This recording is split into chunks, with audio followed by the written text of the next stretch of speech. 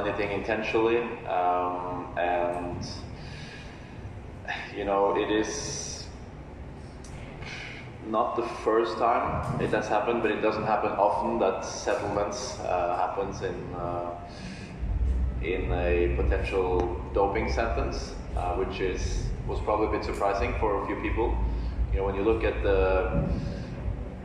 it's not unusual that it happens when someone is about to go to trial. I mean, there are many other cases where settlements happen just before a trial. So, from my understanding, if I was in Jannik's shoes, of course, I would love to have the possibility to defend myself in an open trial, which I'm sure he was going for. And then when you go to trial, there is, if I try to put myself in his shoes, I mean, if you go to trial, there's always a risk that you might be found guilty, even if you aren't. If the umpires and the judges, or not umpires, but the juries and the judges see things in a different way. I mean, look at how many cases in the world has happened where someone has gone to jail when he wasn't guilty or she wasn't guilty.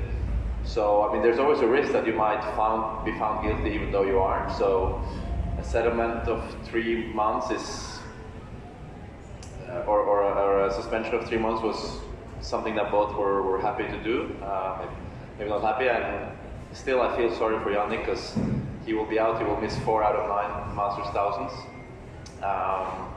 for something he intentionally didn't do. So, you know, I hope he keeps his head high. Me personally,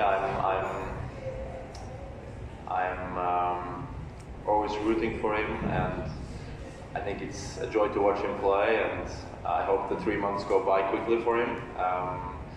And yeah, it's just kind of sad for him. And tennis as a sport, when the world #1 goes through something like this, and yeah, that's kind of my thoughts about it at the moment. Yeah.